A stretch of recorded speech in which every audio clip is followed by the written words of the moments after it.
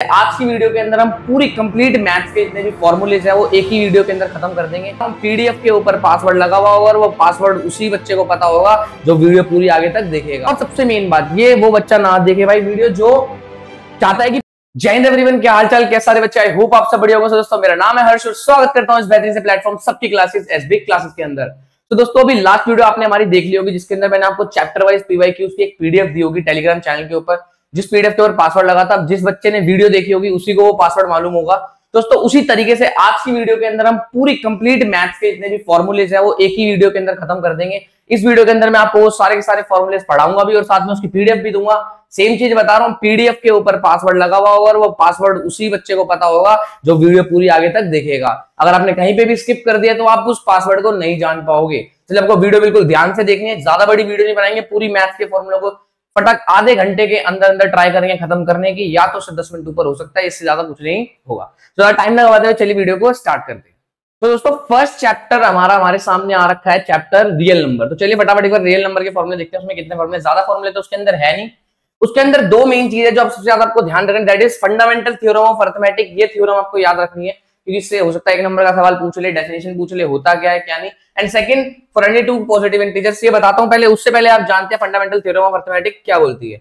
देखना भाई, fundamental theorem of arithmetic कहती है कि कोई भी अगर कंपोजिट नंबर है, कोई भी कंपोजिट नंबर है तो हम उसको प्राइम फैक्टर के मल्टीप्लिकेशन के अंदर लिख सकते हैं। तो एक बार दोबारा पढ़ के दिखाता हूं तुम्हारे को, देखना। Every composite number can be expressed factorise, can be expressed बोल दो या फिर फैक्टर के फॉर्म में लिख सकते हैं एज प्रोडक्ट ऑफ प्राइम। ध्यान रखना क्या बोल रहा है, प्राइम के प्रोडक्ट के अंदर हम उसको लिख सकते हैं। And this factorization is unique apart from the order in which the prime factor occur. Simple सी बात, अगर सिंपल शब्दों में बताऊं तो कोई भी कंपोजिट नंबर को हम प्राइम नंबर्स के मल्टीप्लिकेशन के अंदर लिख सकते हैं। इसी को बोलते हैं फंडामेंटल थ्योरम ऑफ अरिथमेटिक। अब आते हैं एक बार सेकंड वाले, उस पर ध्यान देना। For any two positive integers A and B, कोई भी दो अगर पॉजिटिव इंटीजर्स है ए एंड बी, तो देखना उसके लिए ये चीज बहुत ज्यादा हमने चैप्टर में पढ़ी है। इससे सीधा सीधा सवाल बनता है कि उन दोनों नंबर के एचसीएफ निकाल लो, अगर उसको हम उसके एलसीएम से मल्टीप्लाई करेंगे तो उन दोनों नंबरों के प्रोडक्ट के बराबर ही आएगा। इससे हर बार प्रीवियस ईयर में एक सवाल तो आता ही आता है, तो ध्यान रखना है आपको। यही दो चीज है इस चैप्टर के अंदर जो मेन है, इसके अलावा तीसरी चीज चैप्टर के अंदर मेन नहीं है। तो जब चैप्टर 1 हो चुका है हमारा, यहाँ पे फिनिश होगी। इसके अंदर अब देखो, मैं इस वीडियो के अंदर ये नहीं कि पूरा डिटेल में जा रहा हूँ, इस वीडियो में मैं सिर्फ बात करूंगा उन बेसिक जो फॉर्मूले हमारे चैप्टर के अंदर आ रखे हैं, जिससे पूरे चैप्टर का ओवरव्यू हमारे को मिल जाए। और सबसे मेन बात, ये वो बच्चा ना देखे भाई वीडियो जो चाहता है कि पूरी मैथ इसी वीडियो से खत्म हो जाएगी, ऐसा बिल्कुल नहीं होगा। अगर आपने चैप्टर्स की रिवीजन थोड़ा बहुत पहले पढ़ रखा है, उसके बाद ही आप ये वीडियो देखो, तभी आपके लिए वीडियो और बेनिफिट करेगी। अदरवाइज तो आपकी चीजें उसका सर से ऊपर जाए या फिर आपको चीजें समझ ना आए। इसलिए अगर आपका सिलेबस कंप्लीट हो चुका है, आपने सारी चीजों से गो थ्रू हो चुके हो, थोड़ा थोड़ा आपने पढ़ा है पूरे साल थोड़ा सा, तो आपकी वीडियो बहुत ज्यादा बेनिफिट करने वाली है। तो चैप्टर 1 में इतना ही था, फटाफट चलते हैं चैप्टर 2 पे, दैट इज पॉलिनोमियल। तो बहुत अच्छा चैप्टर है भाई, इस चैप्टर में से तो सवाल एग्जाम में आने ही आने कंफर्म है। बताए तो सबसे पहले देखना क्या है, सबसे पहले इस चैप्टर के अंदर हम अपने को पढ़ना होगा क्या, क्वाड्रेटिक इक्वेशन क्या होती है। देखो क्वाड्रेटिक इक्वेशन की जनरल फॉर्म होती है, एक सेकंड भाई, मैं इसमें पेन कहाँ है, पेन सेलेक्ट करने दो, पेन सेलेक्ट कर लिया है। क्वाड्रेटिक इक्वेशन की जनरल फॉर्म होती है ax square plus bx plus c। ये एक जनरल फॉर्म होती है किसी भी क्वाड्रेटिक इक्वेशन की जिसकी डिग्री कितनी होती है 2। अब 2 डिग्री का मतलब होता है कि इस इक्वेशन के दो सॉल्यूशन होंगे। अब सॉल्यूशन का क्या मतलब होता है, देखना। सॉल्यूशन का सिंपल सा मतलब होता है कि x की वो वैल्यू, अगर x की वो वैल्यू जिस वैल्यू को हम इस क्वाड्रेटिक इक्वेशन के अंदर पुट करें तो इससे पूरा आंसर कितना आ जाए, इसका 0 आ जाए, या फिर आंसर क्या कर जाए, सेटिस्फाई कर जाए। इसी को हम क्या बोलते हैं, क्वाड्रेटिक इक्वेशन। ठीक है भाई, देखना सॉल्यूशन बोलते हैं उसको, क्या बोलते हैं, सॉल्यूशन। अब देखो इसके अंदर डिग्री 2 है तो इसके दो सॉल्यूशन निकलेंगे, दो सॉल्यूशन। इसका एक सॉल्यूशन का नाम रख दिया अल्फा, एक का नाम रख दिया बीटा। दोस्तों दो सॉल्यूशन है तो एक का नाम रखा अल्फा, दूसरे का नाम रखा बीटा। अगर तीसरा होता तो उसका नाम क्या रखते हैं हम, कमेंट में नहीं बताना, यही बताना है क्या, गामा, अल्फा बीटा गामा। तो देखो दो सॉल्यूशन के बीच में रिलेशन, सबसे ज्यादा रिलेशन जो चलता है वो है अल्फा प्लस बीटा कितना है, minus B by A. Alpha into beta कितना है, C by A. Alpha plus beta बराबर कितना होता है, minus B by A. Alpha into beta कितना होता है, सी बाई ए। बहुत जरूरी फॉर्मूला है, ठीक है। अगर हमारे पास कोई क्यूबिक पॉलिनोमियल आ जाए, क्यूबिक पॉलिनोमियल का मतलब है जिसकी डिग्री कितनी हो, 3 हो, तो ax cube bx square plus cx plus d। तो इसके 3 सॉल्यूशन निकलेंगे, कौन सा, अल्फा, बीटा एंड तीसरा गामा। सॉरी गामा गलत बना दिया मैंने, एक बार रुक जाओ, रेस करके दोबारा बनाते हैं।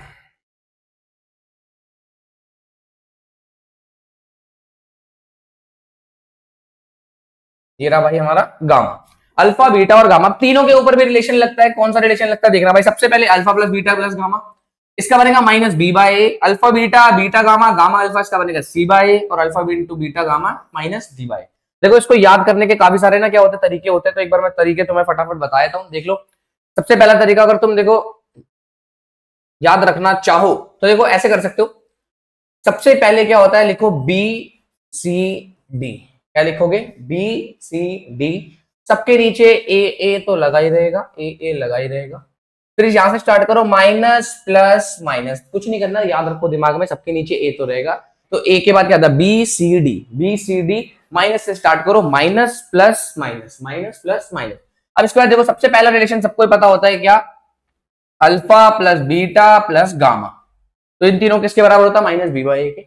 नेक्स्ट वाला होगा अल्फा बीटा बीटा गामा और गामा अल्फा, ध्यान देना, अल्फा बीटा बीटा गामा और गामा अल्फा, ठीक है। तो ये किसके बराबर होगा, प्लस सी बाई, और लास्ट वाला तो अल्फा बीटा गामा, जिसमें तीनों क्या हो जाएंगे आपस में मल्टीप्लीकेशन के अंदर आ जाएंगे। तो देख सकते हो आप, एक बार ध्यान देना यहाँ पे, alpha plus beta plus gamma minus B by, alpha beta beta gamma gamma alpha D by C by, alpha beta gamma minus D by. तो देख सकते हो B C D minus plus minus.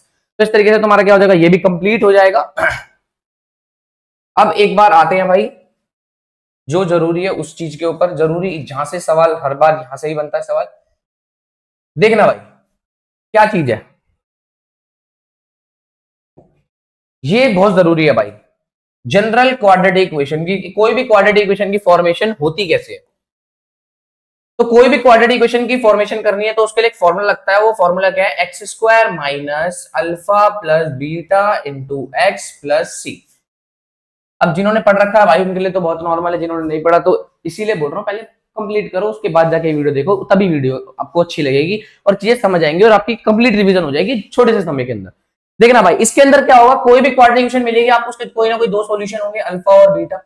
तो सवाल आपको क्या करता है कि अल्फा और बीटा की वैल्यू पहले से गिवन दे देता है, बोलता है कि आपके पास किसी एक क्वाड्रेटिक पॉलिनोमियल के दो सॉल्यूशन है, एक है अल्फा एक है बीटा, उसकी वैल्यू आपको दोनों गिवन होगी। बोलेगा इन दोनों से मदद करके आप हमें क्वाड्रेटिक पॉलिनोमियल कौन सा होगा, फिर क्या होगा वो बताइए।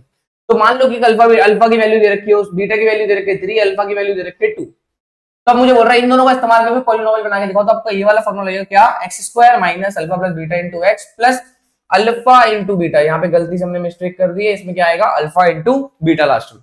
तो देखो एक्स स्क्वायर लिख दिया माइनस अल्फा प्लस बीटा की वैल्यू की 3 और 2 कितना होता है 5, एक्स प्लस में अल्फा इंटू बीटा 3 2 6। तो ये हमारा पॉलिनोमियल है जिसके दो सॉल्यूशन है, जो कि अल्फा और बीटा, अल्फा की वैल्यू 2 बीटा की वैल्यू 3। आगे बढ़ते हैं नेक्स्ट में। ये हो गया चैप्टर के अंदर इतना ही है भाई, ध्यान रखना, इसको स्टार मार्क कर लेना, यहाँ से सवाल आना ही आना है और इस टॉपिक से भी आता है, ठीक है भाई। जो पढ़ा रहा हूँ वो सब इंपॉर्टेंट है क्योंकि चैप्टर की वही चीज है जो चीज चैप्टर में आपको पढ़ाई जाती है, ठीक है भाई। नेक्स्ट चैप्टर पे चलते हैं, that is chapter number 3, pair of linear equation two variable in two variable. देखना भाई सबसे पहला सवाल आपको तो यहीं से बनेगा कि देखो आपने देखा भी होगा एग्जाम के अंदर, अपने प्री बोर्ड्स वगैरह देखे आए हो, तो आपने ये चीज देखी होगी, सवाल एक आया होगा इनकंसिस्टेंट और कंसिस्टेंट, दो इक्वेशन दे दी होगी और पूछेगा इनकंसिस्टेंट सॉल्यूशन कौन से और कंसिस्टेंट सॉल्यूशन कौन से। तो घबराने वाली बात भी नहीं है दोस्तों। देखना कंसिस्टेंट शब्द वहां पे आएगा जहां पे एक भी सॉल्यूशन होगा, मिनिमम एक सॉल्यूशन तो होगा ही होगा। तो कंसिस्टेंट का मतलब होता है या तो एक सॉल्यूशन या फिर एक से ज्यादा, इनकंसिस्टेंट का मतलब होता है एक भी सॉल्यूशन। तो 3 केस आपके बनते हैं पहला बनता है नो सॉल्यूशन का, दूसरा बनता है इनफाइनाइटली मेनी सॉल्यूशन का, और तीसरा बनता है एग्जैक्टली वन सॉल्यूशन। 3 केस आपने पढ़े होंगे कि भैया या तो एक भी सॉल्यूशन ना हो, या इनफाइनाइट सॉल्यूशन हो जाए, या फिर सिर्फ एक सॉल्यूशन हो। तो जहां पे भी एक सॉल्यूशन होगा और इनफाइनाइट मेनी सॉल्यूशन होंगे तो वो तो क्या हो जाएंगे, कंसिस्टेंट हो जाएंगे, क्या हो जाएंगे, कंसिस्टेंट। एंड जहां पे नो सॉल्यूशन है उसको हम क्या बोलेंगे, इनकंसिस्टेंट। क्या बोलेंगे, इनकंसिस्टेंट। अब आओ भाई मेन बात पे, भैया इक्वेशन देख के कैसे पता लगाएं कि इक्वेशन देखे कैसे पता लगाएं कि कंसिस्टेंट है या फिर इनकंसिस्टेंट है। तो बहुत इजी सी ट्रिक है इसकी, ध्यान देना। एक सेकंड रुक जाओ, मेरा फोन आ रहा है, कट करो, ठीक है, ये काम कर उठा ले। तो भाई देखो अब हम कहां पे थे, कंसिस्टेंट और इनकंसिस्टेंट के ऊपर। कहीं पे भी अगर एक सॉल्यूशन होगा तो वो क्या होगा, कंसिस्टेंट, एक से ज्यादा होगा तब भी कंसिस्टेंट, और जहां पे एक भी सॉल्यूशन नहीं है वो क्या होगा, इनकंसिस्टेंट। तो 3 केस हमारे पास बनते हैं। अब इसकी बहुत सिंपल सी ट्रिक है भाई, सिंपल सी ट्रिक क्या है, बहुत सिंपल सा मेथड है, आप उससे याद रख सकते हो कि कंसिस्टेंट होंगे या फिर इनकंसिस्टेंट होंगे। एक बार मैं दूसरे पेज पे समझा देता हूं आपको। सीधी बात देखो भाई, आपके पास दो इक्वेशन होती है, पहला मैं बोलता हूं a1x plus b1y plus c1 बराबर 0। एक लीनियर इक्वेशन हो गई दो वेरिएबल वाली। दूसरी a2x plus b2y plus c2 बराबर 0। कोई भी दो इक्वेशन आपके पास है, इन इक्वेशन को हम देख के ही बता सकते हैं कि इसके एक सॉल्यूशन होगा या फिर एक से ज्यादा इनफाइनाइट होंगे या फिर कोई भी सॉल्यूशन नहीं होगा। कैसे बताना है देखना, बहुत इजी है। हमारा फोकस होगा सिर्फ इन कोफिशिएंट पे, x का कोफिशिएंट, y का कोफिशिएंट एंड ये लास्ट में c कांस्टेंट। देखो भाई, अगर a1 अपॉन a2 बराबर है b1 अपॉन b2 और बराबर है c1 अपॉन c2, अगर ये तीनों का रेशियो आपस में बराबर है तो इट मींस जो लाइंस बनेगी, जो ग्राफ बनेगा वो कैसा बनेगा, एक के ऊपर एक। मतलब जैसे एक लाइन है उसी के ऊपर दूसरी लाइन आ जाएगी, मतलब को इंसिडेंट लाइन बनेगी। क्या बनेगी? को इंसिडेंट लाइन की एक के ऊपर एक ही आ गई। अब देखो सिंपल सी बात, एक चीज छोटी सी आपको पता ही होगी, कोई भी एक सॉल्यूशन कब निकलता है? सॉल्यूशन का मतलब क्या होता है? एक्स और वाई की वो वैल्यू जो दोनों इक्वेशन को सेटिस्फाई कर रही हो। जैसे मैंने बोला कि इस इक्वेशन का एक सॉल्यूशन होगा, उस सॉल्यूशन का मतलब क्या है? इस सॉल्यूशन का मतलब है कि भैया एक्स और वाई की वो वैल्यूज जो दोनों इक्वेशन को क्या करेंगे? सेटिस्फाई करेंगे। अब एक बात ध्यान रखो, अगर कोई एक लाइन के ऊपर दूसरी लाइन बन चुकी है, ग्राफ एक लाइन के ऊपर दूसरी लाइन बन गई, ग्राफ ऐसा बन रहा है, तो इट मींस इन दोनों लाइंस के बीच में कितने पॉइंट कॉमन है? पॉइंट कॉमन कितने हैं? इनफाइनाइट पॉइंट कॉमन है। इनफाइनाइट पॉइंट कॉमन है मतलब बहुत सारी भैया एक्स और वाई की ऐसी वैल्यूज है जहां पे क्या बोलते हैं, एक्स और वाई की जो दोनों इक्वेशन है वो दोनों सेटिस्फाई कर रही है। इट मींस जहां पे भी तीनों के रेशियो क्या होंगे? आपस में बराबर होंगे, वो क्या होगी? Infinite many solution. It means coincident lines. बहुत ध्यान से रखना। दूसरा केस कि भैया अगर लेट से मान लो कि पैरेलल लाइंस आ जाए, पैरेलल लाइंस का मतलब नो सॉल्यूशन, कि एक भी जगह कट ना रही हो, तब क्या होगा? तब कुछ नहीं होगा। ध्यान रखना है सबसे पहली बात, a1 अपॉन a2 बराबर होगा b1 अपॉन b2 के, but can not equal to c1 upon c2। Starting का तो एक बराबर होगा बट बाद वाला बराबर नहीं होगा। कैसे देखना भाई, इधर देखो, आपको याद कैसे रखना है भाई, तुम देख रहे हो पैरेलल के बीच में, तुम देख रहे हो यहाँ पे बराबर का साइन दिख रहा है, बराबर वाला, तो ये बराबर का मतलब है पहले वाला बराबर होगा, बाद वाला बराबर नहीं होगा। एक चीज क्रोनोलॉजी समझना, पहले तीनों बराबर है, उसके बाद वाला बराबर नहीं है। अब यही चीज तीसरे केस में क्या आएगी कि भैया a1 अपॉन a2 बराबर नहीं है किसके? b1 upon b2। इसका मतलब है कि जो लाइन है वो क्या कर रही है? आपस में इंटरसेक्ट कर रही है। इंटरसेक्ट में देखो क्रॉस दिख रहा है, क्रॉस का मतलब कट रहा है, यहाँ पे पहले वाले में ही कट रहा है। तो इट मींस ये होता है जहां पे भी एक पॉइंट पे कट करे, एक पॉइंट पे कट करेगी, इट मींस वन सॉल्यूशन। और वन सॉल्यूशन कहां पे होता है? इंटरसेक्टिंग लाइंस के ऊपर। अब पैरेलल वाली लाइंस में क्या होता है? No solution. क्या होता है? नो सॉल्यूशन, क्योंकि एक भी पॉइंट कट नहीं रहा, तो एक भी एक्स और वाई की ऐसी वैल्यू नहीं है जो सेटिस्फाई कर रही है। उसी तरीके से यहाँ पे देख सकते हो, जब a1 अपॉन a2 बराबर नहीं है b1 अपॉन b2 के, तो ये कौन सी इंटरसेक्टिंग लाइंस? इट मींस एक सॉल्यूशन इनका होगा। कुछ नहीं करना, पहले तीनों बराबर होंगे, फिर ये वाला बराबर नहीं होगा, फिर फ्रंट वाला बराबर नहीं होगा। पहले इन तीनों बराबर है तो इनफाइनाइट सॉल्यूशन, नीचे वाले में पैरेलल है तो नो सॉल्यूशन, इसमें क्या होगा? Intersecting means one solution. तो ये इस चैप्टर का मेन चीज है जो आपको समझनी है। इसके बाद आगे बढ़ते हैं भाई, देखना चैप्टर नंबर 4 पे। बहुत इजी चैप्टर है, ज्यादा कुछ नहीं करना।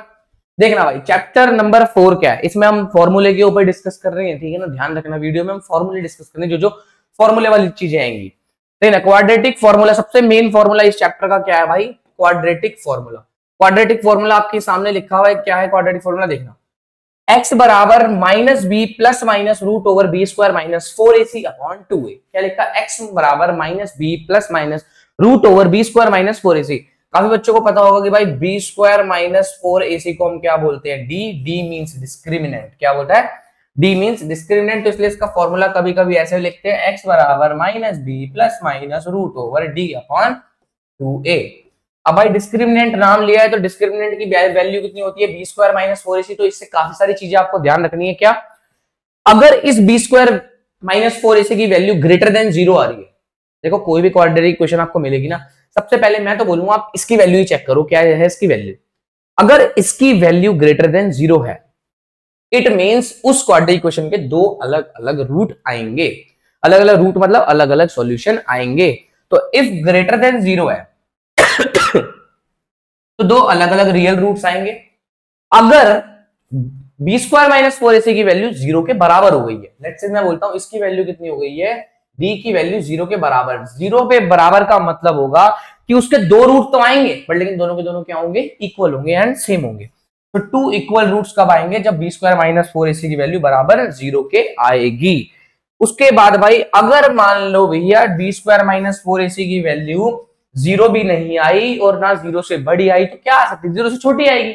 तो भाई जीरो से छोटी आएगी तो इसका क्या मतलब है, जीरो से छोटी आने का भैया मतलब हो जाएगा कि उसके कोई भी रियल रूट नहीं है, इमेजिनरी रूट्स हैं।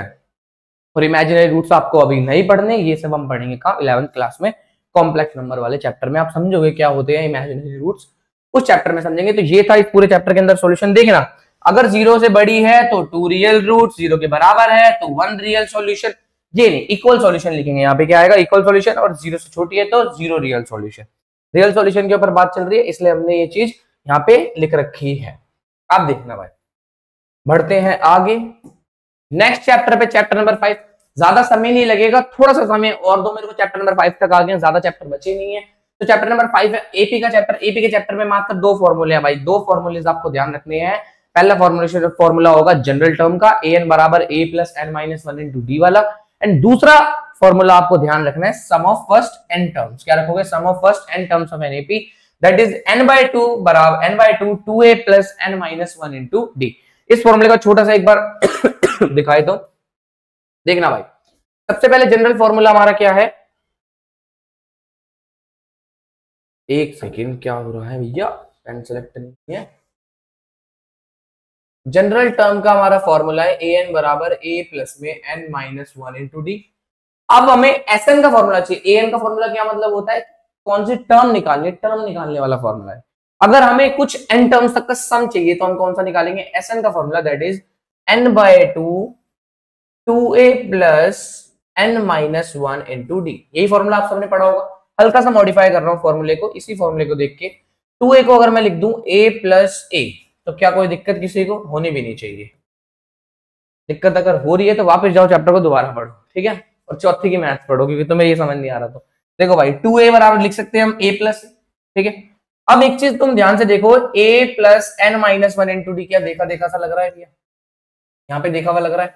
तो क्या मैं लिख सकता हूं n/2 a प्लस में, क्या मैं an लिख सकता हूं। तो एक और फॉर्मूला बन जाता है इसका sn का, n/2 bracket a plus an। अब इसको काफी बुक्स में ऐसा फॉर्मूला लिखा होता है, first term plus last term, first term plus last बोल सकते हो, क्योंकि देखो an क्या होता है, किसी भी चीज का लास्ट टर्म को रिप्रेजेंट करने का फॉर्मूला होता है, इसलिए बोल सकते हैं, ठीक है भाई। तो उसी तरीके से देखना, एक बार यहाँ पे भी लिखा होगा ये फॉर्मूला, a प्लस an, वही लिख रखा है। तो an को यहाँ पे बता रखा है कि लास्ट टर्म हो सकता है where l is the last term. तो 2 ही फॉर्मूले इस चैप्टर के अंदर है, और कोई फॉर्मूला मुझे नहीं लगता। बट एक चीज है, जो चीज तुम्हें याद रखनी है, कोई भी एपी अगर हमें पता करनी है, लिस्ट ऑफ नंबर एपी है नहीं, तो उनका कॉमन डिफरेंस क्या होना चाहिए, वो बराबर होना चाहिए। कॉमन डिफरेंस कैसे निकालते हैं, second term minus first term, या फिर third term minus second term, fourth term minus third term, इन तीनों का क्या आना चाहिए, सम सब्ट्रैक्ट बराबर आना चाहिए, ठीक है भाई। तो ये पढ़ना था इस चैप्टर में, इससे ज्यादा इस चैप्टर में पढ़ना है को बचाने को। चैप्टर नंबर चलते हैं 6 के ऊपर। चैप्टर नंबर 6 ट्राइंगल, बहुत इंपॉर्टेंट चैप्टर, बीपीटी आनी है, लिख लो, बीपीटी हर बार ही आती है, इस बार भी आएगी, तो इस बार भी पढ़नी है अच्छे से। सबसे पहले बीपीटी की लिख रखे theorem 1 6.1, if a line is drawn parallel to one side of the triangle to intersect the other two side in distinct points, the other two sides are divided in the same ratio. Simple से क्या कह रहा है समझना भाई, देखो कहता है कि अगर, ओ क्या हो गया, इधर चल भाई, ठीक है। कहते हैं कि अगर किसी एक ट्रायंगल के अंदर अगर एक लाइन पैरेलल ड्रॉ करी जाए इस वाली के, तो ये दोनों साइड आपस में क्या होगी, बराबर रेशियो में डिवाइड हो जाएगी। बीपीटी का उल्टा भी होगा, और ये 2-3 थ्योरम इसके अंदर है। फॉर्मूला क्योंकि कुछ था नहीं इसके अंदर, तो मेरे को कुछ प्रोवाइड कराना था, तो मैंने आपको थ्योरम प्रोवाइड करवा दी, एक ही जगह पे सारी थ्योरम आपको मिल गई है, फटाफट लिख लेना। इससे ज्यादा थ्योरम इस चैप्टर के अंदर नहीं है, ठीक है भाई। चलते हैं नेक्स्ट पेज के ऊपर। इस चैप्टर में कुछ फॉर्मूले इतना है नहीं, इसलिए मैं इस चैप्टर को इतने में ही समेट रहा हूं। Chapter number 7 that is coordinate geometry. इस चैप्टर के अंदर है भाई कुछ फॉर्मूले, तो इसलिए समझना है। देखो भाई गला खराब हो रहा है, तबीयत ठीक नहीं है, पढ़ा रहे हैं, किसके लिए, तुम्हारे लिए, तो पढ़ लो चुपचाप शांति से, ठीक है भाई। देखो क्या है, डिस्टेंस बिटवीन टू कोऑर्डिनेट। सबसे पहला फॉर्मूला इस चैप्टर के अंदर आएगा, 2 कोऑर्डिनेट के बीच में डिस्टेंस निकालो।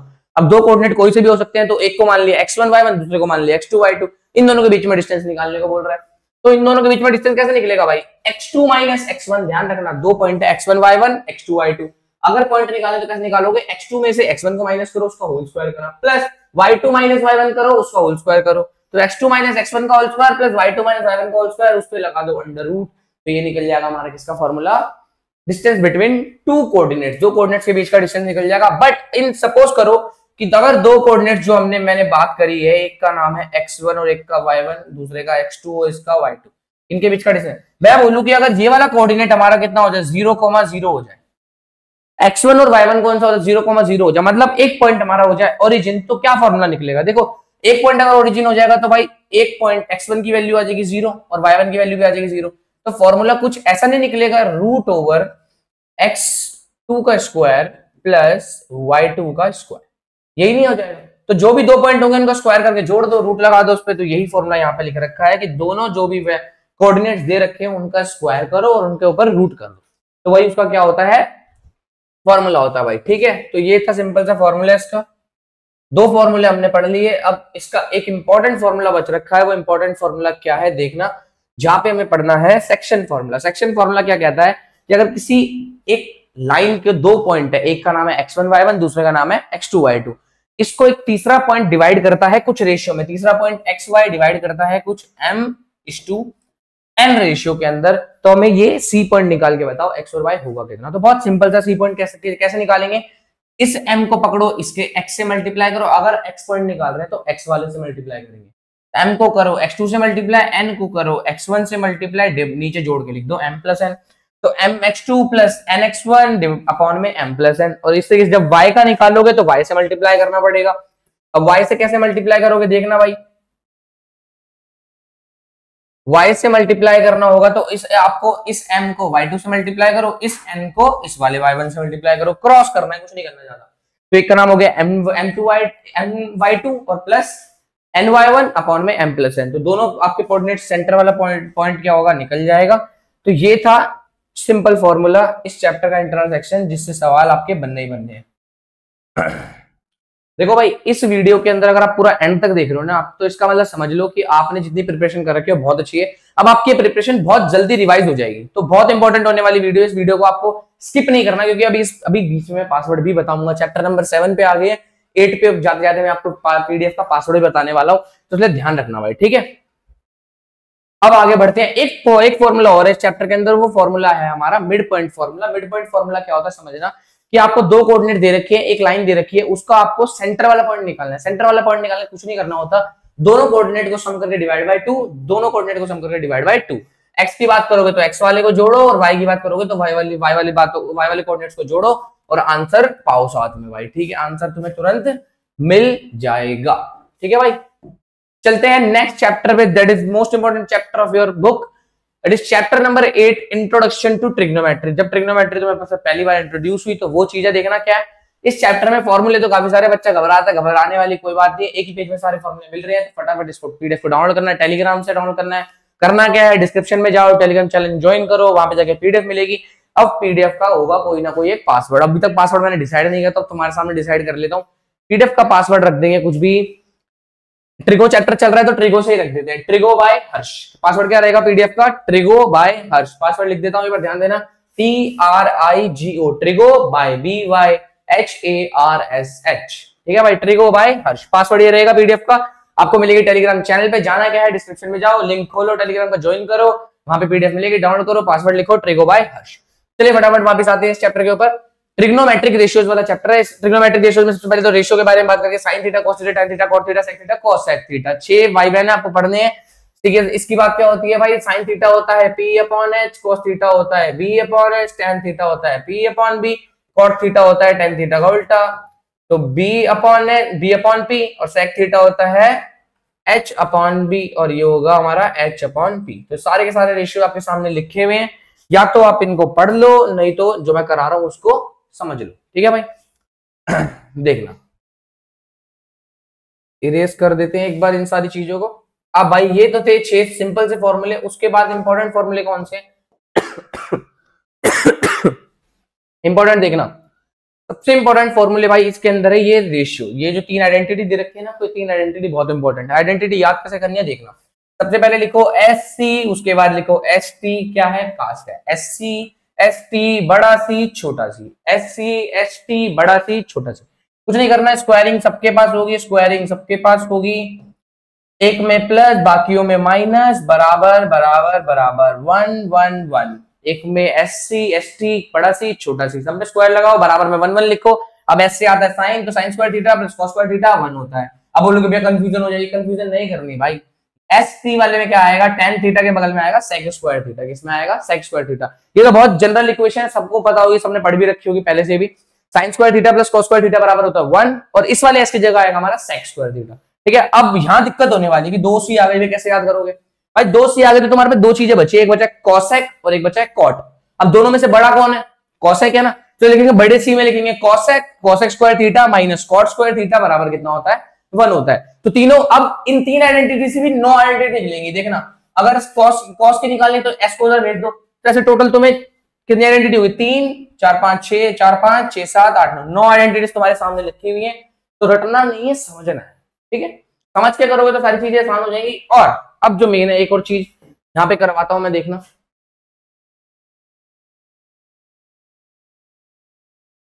ठीक है, देखो, अब तुमने एक फॉर्मूला ही पढ़ रखा होगा, tan थीटा का एक फॉर्मूला होता है, tan थीटा बराबर होता है sin theta upon cos theta. कि कहीं पे अगर tan थीटा लिखना है तो sin थीटा को cos थीटा से डिवाइड कर दो तो वो भी क्या आ जाएगा, tan थीटा आ जाएगा। और अगर हमें कहीं पे cot थीटा लिखना है तो वो भी कितना हो जाएगा, cos theta upon sin theta. तुम बोलोगे कैसे होता है भैया, sin थीटा का फॉर्मूला होता है, हमने पढ़ा है P upon H, cos theta होता है B upon H। cos theta की वैल्यू यहाँ, अब देखो H से H कट गया तो कितना आएगा, P अपॉन B। ठीक है, कितना आ जाएगा, P अपॉन बी। उस तरीके से यहाँ पे cos थीटा होता है B अपॉन एच, होता है P अपॉन एच, तो H से H कट गए तो कितना आ जाएगा भाई, B अपॉन P। तो ये हो गया हमारे इस ट्रिग्नोमेट्री के पूरे फॉर्मूले। इस वैल्यूज वाले चार्ट को ध्यान रखना, पूरे साल तुमने यही याद करने में लगा दिया होगा और अभी तक याद हो गया होगा। मेरे ख्याल से नहीं हो रहा तो डूब के मर जाओ, वही बचा है बस एट द एंड। ठीक है, वो तो कुछ नहीं बचा।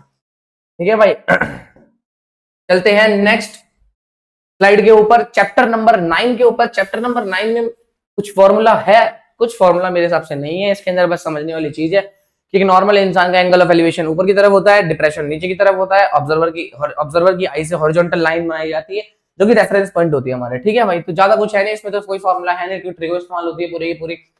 चैप्टर नंबर 10 की तरफ चलते हैं। Chapter number 10 that is circles. अब सर्कल चैप्टर के अंदर फॉर्मूला तो है। सबसे पहले कुछ बेसिक चीजें जान लो क्या होती है। कोई भी एक सर्कल होता है, उसके ऊपर कॉर्ड होती है, रेडियस होता है, डायमीटर होता है, टेंजेंट होती है, सेकेंट होता है। सबसे पहले रेडियस क्या होता है, रेडियस होता है सेंटर से बाउंड्री तक की दूरी को बोलते हैं रेडियस। अब बाउंड्री से बाउंड्री तक की दूरी को क्या बोलते हैं, डायमीटर। अब एक डायमीटर एक ऐसी कोड होती है जो सेंटर से होके जाती है, तो कॉर्ड क्या होता है भैया, देखो बाउंड्री से बाउंड्री तक की दूरी को कॉर्ड भी बोलते हैं, बट एक ऐसी कॉर्ड जो सेंटर से होती हुई जाए उसको हम बोलते हैं डायमीटर। तो diameter is a cord which passes through a centre, और बाकी तो कॉर्ड निकलती है। और सीकेंड क्या होता है, सीकेंड बताओ। सीकेंड एक ऐसी लाइन होती है जो सर्कल को दो हिस्से में काटती हुई जाती है, बाहर से आती है, दो हिस्सों में काटती हुई जाती है। और टेंजेंट क्या होता है, टेंजेंट एक ऐसी लाइन है जो सर्कल को केवल एक ही पॉइंट पे टच करती है। तो सीकेंट के लिए एक डेफिनेशन और बन सकती है कि सीकेंट एक ऐसी लाइन है जो सर्कल को दो पॉइंट पे टच करती है। टेंजेंट एक पॉइंट पे टच करती है, सीकेंट किस पे करती है, दो पॉइंट पे टच करती है। इसके अंदर दो थ्योरम आपको पढ़नी पड़ेगी, बहुत जरूरी थ्योरम है भाई। दोनों की दोनों थ्योरम हर बार पेपर में पूछता है। पहली थ्योरम का सार एक बार मैं आपको बताया था, यहाँ पे देखना। पहली थ्योरम बहुत इजी सी थ्योरम है। पहली बोलता है किसी भी एक सर्कल के अंदर अगर किसी भी एक पॉइंट पे जहां पे भी टेंजेंट ड्रॉ हुई है, मान लो कि टेंजेंट ड्रॉ हुई है, सेंटर से उस टेंजेंट वाले पॉइंट ऑफ कांटेक्ट पे अगर कोई रेडियस ड्रॉ होगा तो वो आपस में क्या बनाएगा, 90 डिग्री का एंगल क्रिएट करेगा।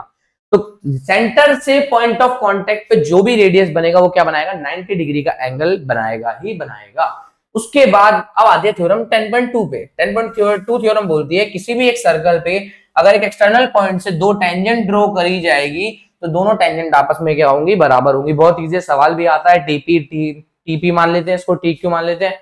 एंगल्स वाला सवाल हर बार बनता है, तो याद रखना सर्कल में दो ही थ्योरम है, थ्योरम इसके अंदर है नहीं। चैप्टर नंबर 11 बहुत अच्छा चैप्टर है, एरिया रिलेटेड टू सर्कल। इसके अंदर बनते हैं फॉर्मूले, थोड़ा ध्यान रखना। सबसे पहले सर्कल का एरिया का फॉर्मूला होता है पाई आर स्क्वायर, पेरीमीटर होता है 2 पाई आर। उसके बाद सेमी सर्कल क्या होगा, सर्कल का आधा कर दो तो पाई आर स्क्वायर है, तो उसका आधा कर देंगे तो क्या हो जाएगा इसका एरिया। पेरीमीटर को भी आधा कर देंगे, कितना हो जाएगा, पाई आर। सबसे मेन आता है रिंग। देखना भाई, अगर कोई एक सर्कल है, सवाल पेपर में बन जाता है, इसका रेडियस है स्मॉल आर और इस बड़े वाले का रेडियस है कैपिटल आर। हमसे बोला जाए कि भैया एरिया निकालो इस वाली रिंग का एरिया, रिंग का एरिया निकालो। पेपर में एमसीक्यू बन सकता है, याद रखना, ठीक है, वरना तुम कंफ्यूज होगे भैया फॉर्मूले में कुछ तो दिया ही नहीं है। देखना, एक ये छोटा आर इसका रेडियस है, बड़ा आर बड़े वाले सर्कल का रेडियस है, बोलेगा रिंग का एरिया निकालो। तो देखना रिंग का एरिया कैसे निकालेंगे, मैंने बोला कि भाई एरिया निकालना है अपने को, किसका, रिंग का निकालना है। तो रिंग का एरिया होगा, मैं बोलता हूं कि सबसे पहले बड़े वाले सर्कल का एरिया निकाल लो। अगर हमने बड़े वाले सर्कल का एरिया निकाल लिया, उसमें से हमने माइनस कर दिया छोटे वाले सर्कल का एरिया। जब बड़े वाले रेडियस के सर्कल में एरिया में से माइनस कर देंगे छोटे वाले रेडियस के सर्कल का एरिया, तो बचेगा क्या, कुछ बचेगा, इस तरीके की चीज बचेगी, ये वाला एरिया बचेगा। क्योंकि भैया हमने बड़े वाले एरिया में से बीच वाला एरिया निकाल दिया, छोटे वाला एरिया बाहर कर दिया, तो बचा तो साइडों वाला एरिया, ऐसे निकलेगा। अब बड़े वाले का एरिया होता है भैया पाई कैपिटल आर का स्क्वायर, छोटे वाले का एरिया होगा पाई स्मॉल आर का स्क्वायर, बराबर। अब कैसे, पाई पाई कॉमन दिख रहा है तो मैंने बोला पाई कॉमन ले लो, तो यहाँ बचेगा R square minus small R का स्क्वायर। अब तुम बोलोगे भैया इसके बाद कैसे लिख सकते हैं, तो मैंने बोला ध्यान रख भाई, ऊपर चल रहा हूं, ऊपर की तरफ ध्यान देना। ए स्क्वायर माइनस बी स्क्वायर दिख रहा है, ए स्क्वायर माइनस बी स्क्वायर, तो क्या मैं लिख सकता हूं ए प्लस बी और ए माइनस बी। तो वही चीज लिख रखी है, फॉर्मूला इस तरीके से भी लिख सकता है, फॉर्मूला उस तरीके से भी लिख सकता है। कांचा है ऐसे पकड़ो, कांचा है वैसे पकड़ो, बात बराबर ही होनी है। ठीक है भाई, जो दोनों में से कैसे भी तुम्हें एग्जाम में दे सकता है एमसीक्यू के अंदर, एमसीक्यू में देगा तो वो इस तरीके से देगा जहां तक चांसेस है। ठीक है भाई, अब आओ बैक, देख सकते हो आप यहाँ पे भी साफ साफ लिख रखा है pi R plus R bracket R minus R. तो फॉर्मूले में कंफ्यूजन नहीं करनी है, बहुत सिंपल सा फॉर्मूला लिख रखा है, इसलिए याद रखना। सबसे मेन आता है सेक्टर का निकालना है, सेक्टर का एरिया निकालना है, परेशान नहीं होना है। देखना सिंपल चीज है, कोई भी एक हो सकता है, सेक्टर हो सकता है, सेक्टर का एरिया पूछ लेगा, नहीं तो सेगमेंट का पूछ लेगा। सेक्टर का पूछेगा तो कुछ नहीं करना आपको, थीटा वाई 360 को किससे मल्टीप्लाई करोगे, पाई आर स्क्वायर से। अगर सेगमेंट का पूछेगा तो थीटा वाई 360 किससे करोगे, 2 पाई आर से। ठीक है भाई, और बाकी तो आपको फॉर्मूला पता ही है, यहाँ पे फॉर्मूले लिखे हुए हैं, ध्यान से आप देख सकते हो।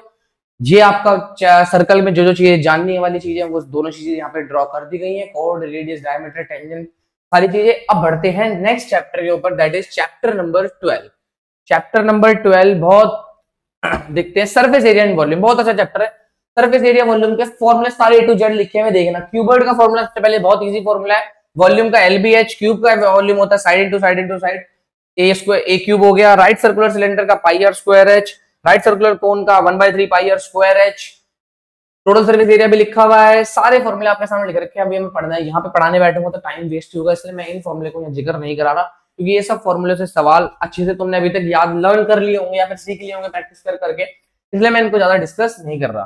चैप्टर नंबर 13 पे चलते हैं। चैप्टर नंबर 13 है स्टैटिस्टिक्स का। यहाँ पे देख सकते हो, यहाँ पे है कुछ फॉर्मूले जो आपको थोड़े बहुत पढ़ने चाहिए। पहला फॉर्मूला आपको पढ़ना है, मीन का फॉर्मूला पढ़ना है। इसका पढ़ना है मीन का। ग्रुप डाटा के लिए मीन होता है FI डिवाइड में सिग्मा FI। ठीक है भाई, उसके बाद एज्यूम मीन मेथड का निकालना है। स्टेप डेविएशन तुम्हारे सिलेबस से डिलीटेड है मेरे साथ, हाँ डिलीटेड ही है। एज्यूम मीन मेथड है FIDI अपॉन सिग्मा FI में क्या जोड़ना है, एज्यूम मीन जोड़ना है। मतलब हमने अपनी तरफ से एक मीन माना था एज्यूम, उसको हमने माना A, उसके बाद हमें जोड़ना है इसमें sigma FIDI divided by sigma FI, और DI क्या होता है, XI में से एज्यूम मीन को माइनस करते हैं। ठीक है भाई, उसके बाद हमारा है मोड निकालना है। मोड निकालने का फॉर्मूला थोड़ा सा बड़ा होता है, इसके अंदर क्या L plus F1 minus F0 upon 2 F1 minus F0 minus F2 into में H। तो ये फॉर्मूला देख सकते हो तुम सामने। Median for ungroup data, ungroup data के लिए मीडियन निकालना है। अगर n ऑड होगा तो दोनों को n+1 डिवाइड बाय 2 टर्म होगी। देखो ये TH टर्म लिखा है, ये मीडियन नहीं लिखा, यहाँ पे टर्म लिखी है। अगर आपके पास टर्म जो है वो 13 टर्म है, लेट्स से मैं बोलता हूँ मेरे पे एक डाटा जिसके अंदर 13 टर्म, तो 13 और एक 14, 14 को डिवाइड करो 2 से कितना आएगा 7, तो उस डाटा की 7वीं टर्म क्या होगी, हमारी मीडियन कहलाएगी। बट एक चीज ध्यान रखनी है, जो डाटा है हमारे को असेंडिंग ऑर्डर या फिर असेंडिंग ऑर्डर के अंदर अरेंज करना होगा। ठीक है भाई, मीडियन निकालने का सबसे बड़ा सिंपल तरीका L plus n/2 minus C means cumulative frequency upon में F इनटू में H। तो ये था हमारा चैप्टर 13 और 14वें चैप्टर की बढ़ते हैं लास्ट चैप्टर हमारा, last but not least probability chapter है। बहुत सिंपल है, कुछ भी नहीं है इसमें पढ़ने लायक ज्यादा, बस याद रखना कार्ड्स होते हैं 52 कार्ड्स होते हैं, अलग अलग बटे होते हैं, किंग क्वीन जैक एस 2 से लेकर 10 तक कार्ड। किंग क्वीन जैक ये होते हैं तीनों के तीनों face card, face card, face card, face card. Total face card कितने हो गए हैं, 3, 6, 9, 12 तुम्हारे पूरी गड्डी के अंदर 12 फेस कार्ड होते हैं। 52 पत्तों की गड्डी के अंदर 12 फेस कार्ड है। फेस कार्ड मींस जिनके ऊपर किसी न किसी की पिक्चर बनी हुई है। एक होता है इक्का यहाँ पे, एक इक्का यहाँ पे, एक इक्का यहाँ, एक इक्का यहाँ पे, और 2 से 10 तक कार्ड हो। Total card 13, 13, 13, 13। ठीक है भाई, तो ये तो कार्ड्स की नॉलेज भी हो गई। उसके बाद फॉर्मूला क्या पूछा जाए, फॉर्मूला बहुत सिंपल है भाई। देखो इसका फॉर्मूला क्या है, बहुत ही इजी सा फॉर्मूला है, देखना एक बार। कहता है कि जितने भी फेवरेबल आउटकम होंगे उसको डिवाइड कर दो, जितने भी पॉसिबल आउटकम है, टोटल पॉसिबल आउटकम है, जितने भी फेवरेबल आउटकम बनते हैं टोटल पॉसिबल आउटकम से उसको क्या कर दो, डिवाइड कर दो, तब क्या होगा, यही तुम्हारी उससे क्या निकल जाएगी, प्रोबेबिलिटी निकल जाएगी। देख लो भाई, टोटल फॉर्मूले, टोटल पॉसिबल आउटकम नीचे लिख दिए और फेवरेबल वाले जो क्या लिख दो, ऊपर से उसको ऊपर लिख दो। ठीक है भाई। अब किसी भी इवेंट की अगर प्रोबेबिलिटी 1 आती है तो वो सर्टेन इवेंट कहलाता है। सर्टेन इवेंट मतलब वो इवेंट होगा ही होगा। जैसे कि मैं तुम्हें बोलूं कि अभी यहाँ पे पंखा चलने की, ऐसे कोई भी एग्जांपल ले लो, जैसे मैंने बोला कल सुबह होगी, ये इसकी प्रोबेबिलिटी कितनी आएगी, अरे भाई 1 आएगी, क्योंकि सुबह होगी ही होगी ना, सिंपल सी बात है। तो उसकी प्रोबेबिलिटी कितनी है, 1। तो ऐसे इवेंट जिनकी प्रोबेबिलिटी बिल्कुल कंफर्म है कि होना ही होना है, कंफर्म है, तो उसकी प्रोबेबिलिटी कितनी होती है, 1, और उस इवेंट को हम बोलते हैं सर्टेन इवेंट। अब ऐसे इवेंट जिसमें क्या है भाई, प्रोबेबिलिटी जिसकी 0 हो जाए, जैसे कि एग्जांपल भी, अगर आप डाइस फेंकोगे तो नंबर आएगा 8। कोई भी आपने डाइस को रोल किया तो नंबर हमें जो मिलने वाला है उसकी प्रोबेबिलिटी है 8। 8 तो कभी आ नहीं सकता ना डाइस में, 1 से लेकर 6 तक के डिजिट आएंगे, तो वही आते हैं, तो 8 नहीं आ सकता, इसलिए उसकी प्रोबेबिलिटी कितनी होगी, 0, इसलिए इसको हम बोलेंगे इम्पॉसिबल इवेंट। क्या बोलेंगे, इम्पॉसिबल इवेंट। अब देखना भाई, अब प्रोबेबिलिटी हमेशा कहां से कहां तक होती है, 0 से लेकर 1 के बीच के अंदर ही लाई करती है।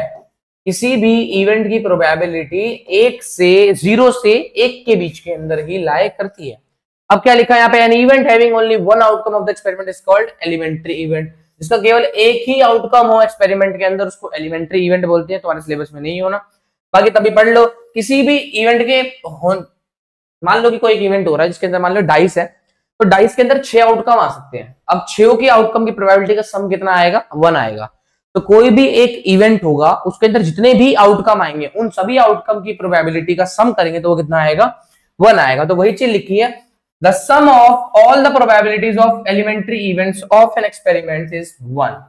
ठीक है। इसके बाद एक चीज जो और जरूरी है, वो जरूरी क्या, किसी इवेंट के होने की प्रोबेबिलिटी प्लस उसी इवेंट के नहीं होने की प्रोबेबिलिटी का सम कितना आएगा, 1 आएगा। तो जो चीज यहां लिखने देखना, इवेंट के होने की प्रोबेबिलिटी प्लस नहीं होने की, दोनों का सम कितना आएगा, 1। मोस्ट इंपॉर्टेंट है, हर बार एक सवाल बनता है इससे, प्रोबेबिलिटी दे देगा, पॉइंट में दे देगा कुछ, और उसके बाद तुम्हें दूसरे की प्रोबेबिलिटी निकालनी होती है, तो ध्यान रखना। तो दोस्तों ये थे 14 के 14 चैप्टर आपके पूरे के पूरे, 1 से लेकर 14 तक चैप्टर हमने पूरे के पूरे क्या कर लिए, कवर कर लिए, जिसके अंदर हमने सारे फॉर्मूले देख लिए। इसमें एक भी फॉर्मूला मैंने ऐसे मिस नहीं करा जो रह गया हो। अब तुम्हारा काम क्या बनता है, देखना भाई, तुम्हारा काम ये बनता है, सबसे पहले जाके इस पीडीएफ को डाउनलोड करने के लिए डिस्क्रिप्शन में जाओ, टेलीग्राम चैनल को ज्वाइन करो और वहां पे पीडीएफ मिलेगी। पीडीएफ का पासवर्ड मैंने बता दिया, क्या बताया, ट्रिगो बाय हर्ष, यही बताया पासवर्ड से, ट्रिगो बाय हर्ष। तो TRIGOBYHARSH, तो ये है हमारी उसका पीडीएफ का पासवर्ड। अब दोस्तों जितने भी हमने लास्ट वीडियो बनाई PYQs के ऊपर, आपने वो भी ट्राई करने होंगे, वो भी लगा रहे हो आप। अगर आपको क्विक रिवीजन चाहिए तो आप ये वीडियो देख सकते हो, और ये वीडियो आपको देखनी ही देखनी है, ठीक है ना भाई। अगर आपने देख के आपको अच्छे लग रहे तो अपने दोस्तों को भी सेंड करो, क्योंकि भाई बहुत जरूरी वीडियो है, इसके अंदर पूरा रिवीजन हो गया, ज्यादा समय नहीं लिया, आधे घंटे या फिर आधे घंटे से 10 मिनट ऊपर ले सकता है, उतना ही टाइम लिया है। तो ये बहुत जरूरी वीडियो बन गई है दोस्तों। अब जो नेक्स्ट वीडियो आने वाली है वो भी बहुत अच्छे टॉपिक के ऊपर आने वाली है, एग्जाम टाइम तक प्रॉपर वीडियो आती रहेंगी और आपके साथ रहूंगा एग्जाम टाइम तक। दोस्तों मिलते हैं नेक्स्ट वीडियो में, आज के लिए बस इतना ही।